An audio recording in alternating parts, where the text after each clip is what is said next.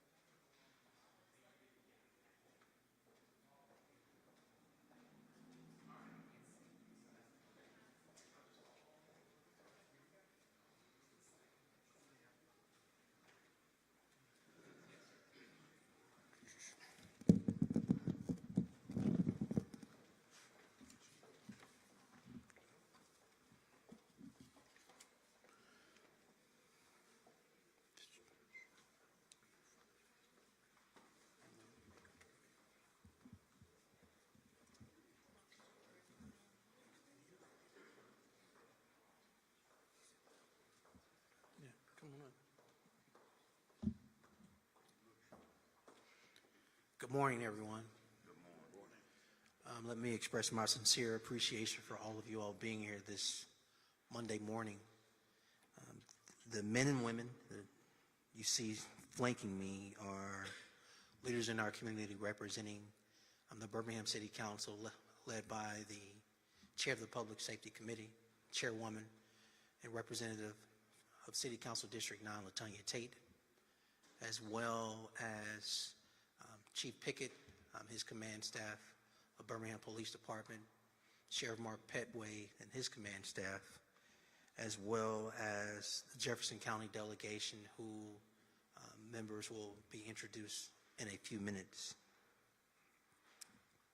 We're gathered here because we represent a unified front. We represent a unified front related to calling for a passage of a statewide ban on conversion devices, commonly known as Glock switches. As we've stated before, and as you all have seen in demonstrations, Glock switches, these conversion devices, allow a semi-automatic weapon to be turned into streets every day, actually, believe it or not, making arrests, doing everything they can to engage and take these off the streets. We've also worked closely with the U.S. Attorney's Office to assist us, and while the federal government has banned such devices, we want to make it clear as a unified front that passage at the state level from our state legislators are equally critical. That being the case, I want to be clear and say that establishing a statewide ban removes a gap which gives the local law enforcement you see standing here more tools, if you would, to get these devices off our streets. I also want to be clear in saying this: one person cannot solve this issue alone of gun violence. That is not only the beauty of the power of what you see here, a genuine partnership, real leaders in community, all of us collectively doing everything we can to address this issue of decreasing gun violence in Birmingham and Jefferson County. We are laser focused on making sure we can keep our public safe. And so they've already been introduced, and more to come from our legislators. So what I want to do first is step aside and allow our law enforcement to speak, first starting with Chief Pickett, and then Sheriff Mark Petway, and then I'll come back up to the podium to introduce others. Thank you, Mayor. Good morning, everyone. Good I'm Michael Pickett. I currently serve as Interim Chief of Police for Birmingham Police Department. And we've seen an influx in Glock switches in our community. I want to say since I've taken this role, we've taken roughly 30 to 40 Glock switches off our streets in Birmingham. And another reason this is so important in law enforcement, you know, some of you have probably heard of McGruff, the crime dog. Well, the thing is, in law enforcement officers need to be armed with teeth, okay? And for us, laws and legislation are the teeth that law enforcement officers and deputies need to be able to address the violent crime in our city and in our county. So it's huge. If we can get this passed, it gives us another tool, as Mayor stated, it gives us another tool to be able to address the most violent people in our community. Thank you.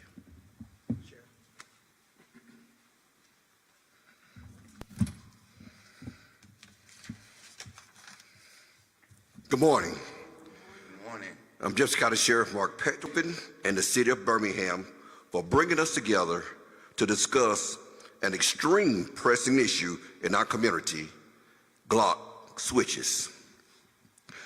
I have to give gratitude to Senator Roger Smitterman, Representative Rolanda Hollis, Representative Kevin Thatcher, Representative Travis Hendricks, for their commitment to public safety and their dedication to fighting gun violence. I don't want to also omit the Coleman senators that we have here, Coleman and Coleman, and Representative Rafferty. Didn't know that they would be here, but don't want to omit them because I need them also. We all have seen firsthand the devastation caused by conversion devices known as Glock switches. They do not belong in our communities or neighborhoods. They pose a direct threat to both our citizens and to the brave law enforcement officers who risk their lives daily.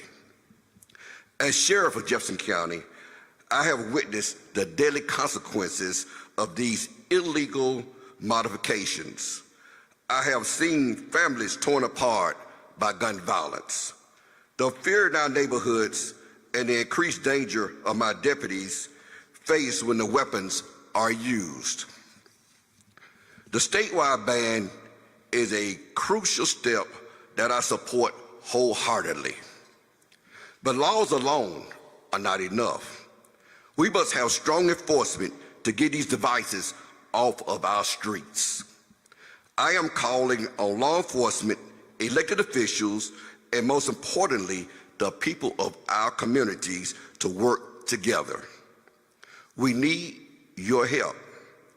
You've heard this before, but it's so important. If you see something, say something. If you know where these devices are being sold, stored, or used, speak up. Your information could prevent the next tragedy. Thank you.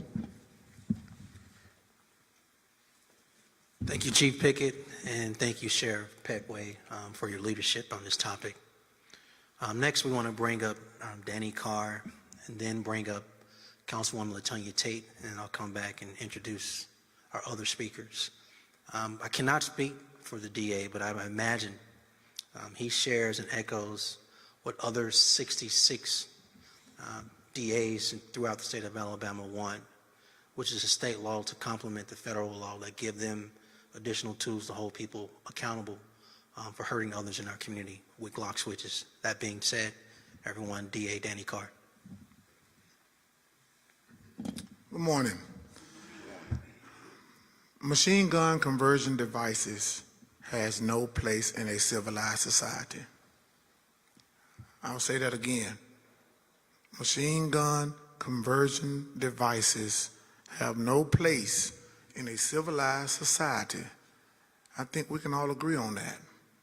Although they're small, but when they're used by one pull of a trigger, they're very deadly. There need to be laws on the books that will allow state prosecutors as well to hold those individuals who use those Glock switches, who modify weapons to make them machine-like guns, and who actually have them either in actual possession or constructive possession. Either way, that we need to have the ability to hold them accountable in state court, but also allow the U.S. Attorney's Office to continue to hold them accountable in federal court. In those cases, doesn't have to be ran concurrent, they can be ran consecutively, which means that you can serve time in a state court, state penal facility, and also in a federal facility. So I want to thank everybody that you see standing up here, our senators, our state reps, our mayor, our sheriff, our police chief. But I want to thank everybody who you don't see, the people that's standing with the people you see on camera to make this happen, because all communities play out every day here in Birmingham and in Jefferson County. It takes all of us to eradicate this issue, not just one person, all of us together. So I'm just going to ask everybody to get off the sidelines, let your voice be heard, and make sure you stand for what's right. And that is to take these conversion devices off of our streets, out of the cars, out of the schools, and make sure that there are real consequences if someone is caught with them. Thank you. Good morning. I'm going to echo pretty much what everybody has already said. I do stand firmly with Interim Chief Mike Pickett. And as they stated, the Glock switches have no place in our community. I stand firm today as the chairwoman of public safety and the representative of District 9 to continue to advocate and legislate for best practices that the mayor has introduced to the city of Birmingham, and thanking my colleagues for the legislation and the monies that we have passed to bring best practices to reduce gun violence in the city of Birmingham. The mayor is firm on what he believes in, the best practices that we've been able to bring to introduce back to the city of Birmingham, the street outreach team, and really legislating and advocating for community violence intervention work to be put into budgets, not just through the city, the county. Everybody has to play their part. So we're reaching out to the communities to make sure that they play their part, because we all as a collective have to work together to reduce gun violence. And I have great confidence as I stand at this podium today that we will get there. I really believe that gun violence will start decreasing in the city of Birmingham. And the opportunities, as the mayor said, we want to give you these opportunities. We want to give you the resources that you need to thrive in the city of Birmingham, with jobs, with, you know, the things that you need, if you need to get your education. But again, I stand firmly with the mayor, the sheriff, the Birmingham Police Department, and the Jefferson County delegation to reduce gun violence and get sensible gun violence legislation passed in the state of Alabama. Thank you, DA Danny Carr, and thank you, Councilwoman and Chairwoman of the Public Safety Committee, LaTonya Tate. Listen, I saved the best for last on purpose. I told you all this is teamwork. We cannot do our work without the state of Alabama. LaTonya Tate and I stand before you, elected officials, and our positions are nonpartisan. It's extremely important to us to work with the state to solve problems, particularly one of this nature. That being the case, it is not lost on us that the House of Representatives actually passed a bill on their side last session. We are encouraged by the dialogue and the conversations we hear so far, not just from the Jefferson County delegation, who we have a major appreciation for on both sides, House and Senate, but some of the conversation that's happening around the state. With that said, we hope that Representative Eisner's bill out of Montgomery pushes fast through the process, and then the Senate comes along. And so let me do this. On behalf of the Jefferson County delegation, House of Representatives, I would like to have Travis Hendricks, who's not just representative, but his full-time employment as a Birmingham police officer that gives him a very unique perspective, to speak on behalf of the Jefferson County House of Representatives. And he can bring his colleague up as well and introduce him. Gentlemen, come forward, please. Oh, yes, all of you. Yeah, come on up. Well, good evening. Good morning. First, I want to thank Mayor Wolfen for allowing us to be here today. I also want to thank Sheriff Petway, Chief Pickett, all my coworkers, everybody else that's present, man. This means a lot. As you all know, Governor Ivey, she has put forth a Safe Alabama Act, a package of bills that focus on gun violence and also supporting law enforcement officers across the state. From being a sergeant with Birmingham Police Department and also being a state legislator, personally, this means a lot to me, effort. Us working together as one for a common goal, which is to make Alabama a safe state once again. Just to talk about a few of those bills within that particular package, one in particular is the Inner City Gun Violence Act, which mandatory jail time for possession of a firearm, any prior felon conviction.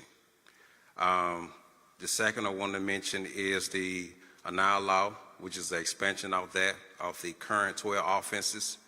One offense in particular would be added to that particular legislation is the shooting into an occupied dwelling, which currently right now on the books is here today, which is the Glock switch. Everybody is aware of that particular legislation. You know, basically converting a semi-automatic gun, which is a pistol, into a machine gun. And lastly, I want to mention is the Juvenile Accountability and Monitoring Act. Basically what that is Alabama Pardons and Parole and any other state agencies such as DYS or any type of release programs. It provides them access to electronic monitoring for juvenile delinquents. Also, the second piece of that is the 72-hour confinement, say status offender, which is a minor who violated a court order. They can be held on electronic monitoring and they will not be detained, or they could be detained into a juvenile facility. One thing I want to say, and I want to leave y'all with this: it doesn't matter who you are, where you at. You know, everybody here wants to feel safe, and I think together, us continue to work together, we took a step forward to make Alabama a safe state once again. So thank y'all so much. Okay, my colleagues here, I apologize. I representing Rafferty right here. Y'all know who this is. All right, you got Senator Roger Smitterman, Senator. Okay, you got that. All right. Who else here? That's good. That's it. I apologize. Come on up, Senator. Introduce your colleagues. Good morning. It's good to be here this morning with each and every one of you. I want to recognize who's been recognized first. Mayor Wolfen, I want to recognize you in the effort.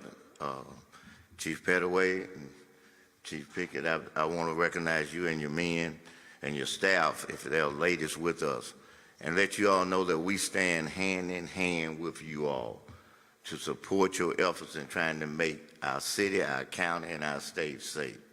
It's unfortunate that we don't have home rule. And because we don't have home rule, that means that we have to be an integral part in providing you all the tools that's necessary to do y'all job. And I promise y'all, we're going to do that. And whatever else we need to do, we're going to do it. Because one thing about the streets, and before I say that, I want to do this. I want to introduce my colleagues. I want to introduce Senator Marika Coleman. All right, and I want to introduce Senator Linda Coleman Madison. These are my two colleagues two of my colleagues in the Jefferson County Senate delegation.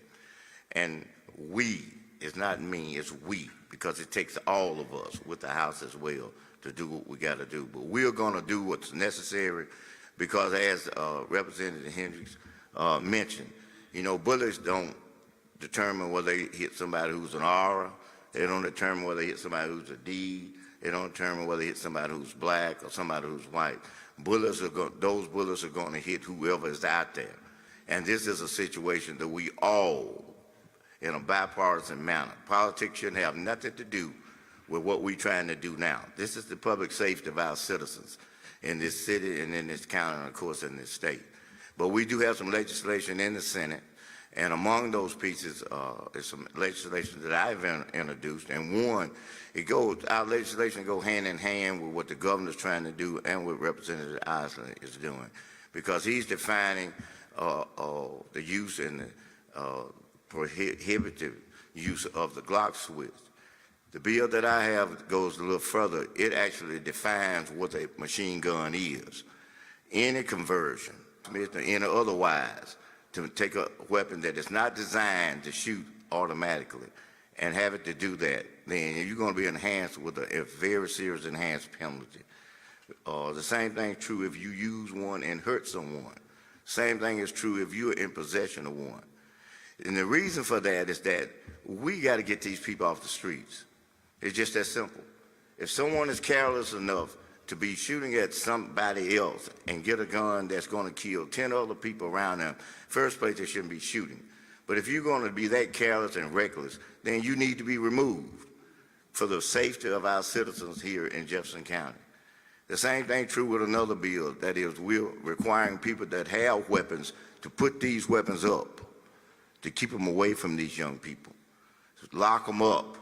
And if not, then that's a consequence for that too. It's time for us to get serious at the next level.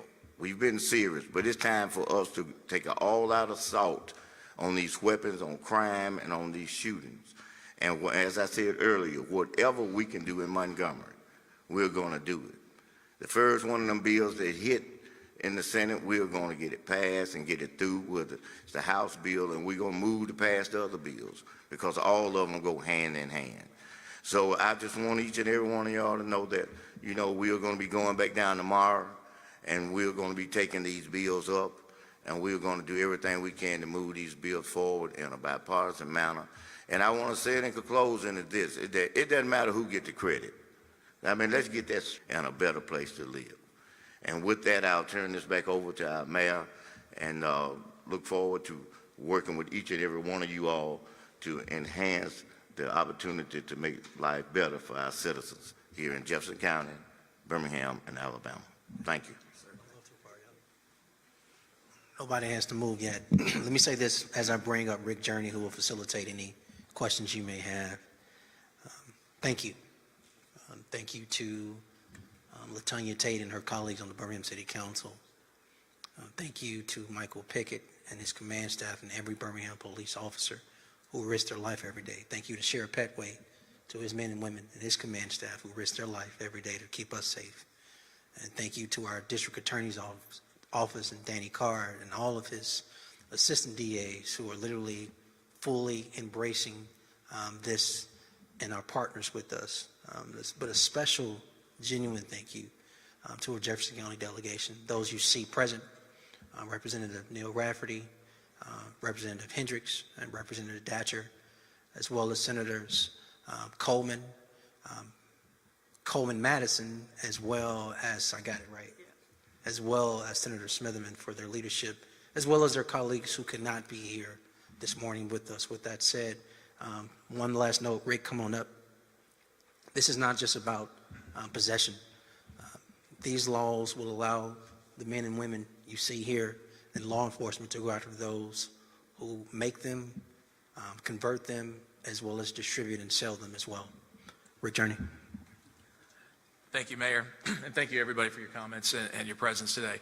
So we discussed a little while ago.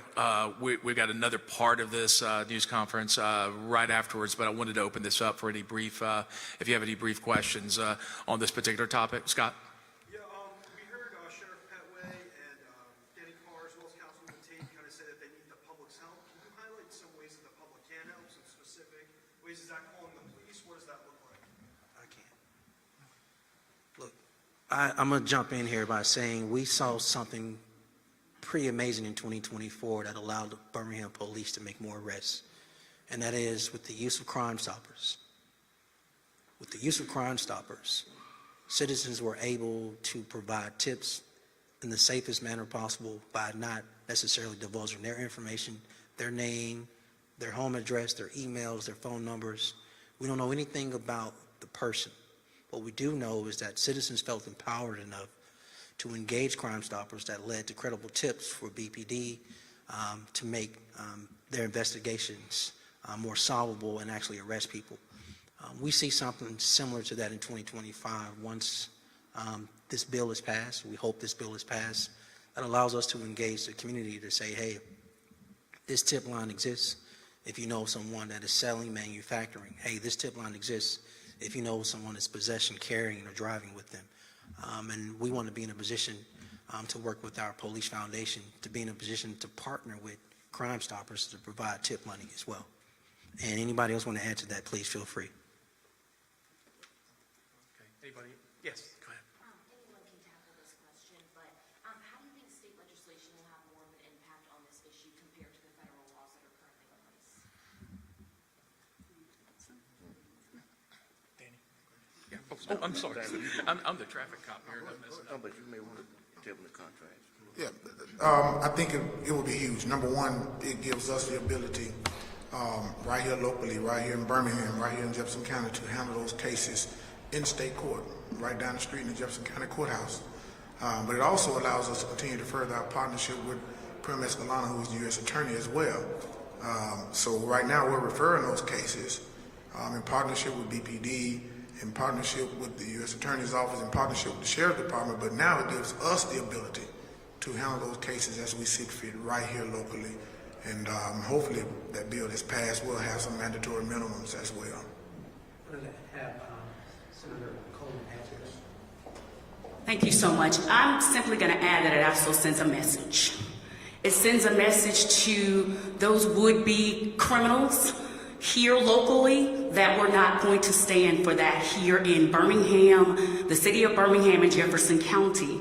So the laws that we pass also, they determine what our value system is. So we're letting them know that we're going to be tough on crime. We want to have a city that, in a county that is safe, habitable, where people can work and play. So it also sends a message that here locally, we as legislators, we as city officials, we as law enforcement are not going to stand that here in Birmingham and Jefferson County. Hey, Mayor Woodford, may I ask, with the discussions about the Trump administration about cuts to NIH funding, could you talk about there's been any discussion in your office about that, as well as what that means economically for the city NIH funding? Yeah, let's stay focused on this because we have a lot of guests here. Then we'll follow back up on that. One more question, and then we're going to switch over. Yes. So Chief Pickett said that 30 to 40 Glock switches were gotten since you've had your role. How were those obtained, and were they attached to firearms at the time? Good morning. Yes, ma'am. And they were attained through us responding to calls of either shots fired, possession of a firearm in conjunction with them committing another offense. And once we, of course, check that weapon for safe, we break it down, then we observe a Glock switch. Some of them are visible. While the gun is still put together, if you will, and some of them we actually have to break them down to see the internals of the weapon to determine that it has a Glock switch in it. So through our investigations, arrests, and calls for service, that's how we come across those. So we're going to wrap up here. Thank you once again to everybody. With that, we're going to kind of make a quick transition, and then Chief Pickett and his command staff will continue on. So just hang on 1 second. We'll get started. Okay. Thank you. Sure.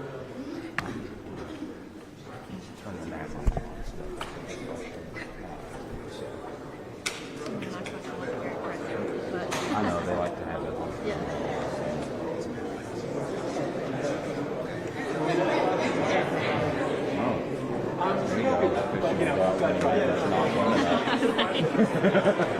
I'm going to stay home. Because I got texted you.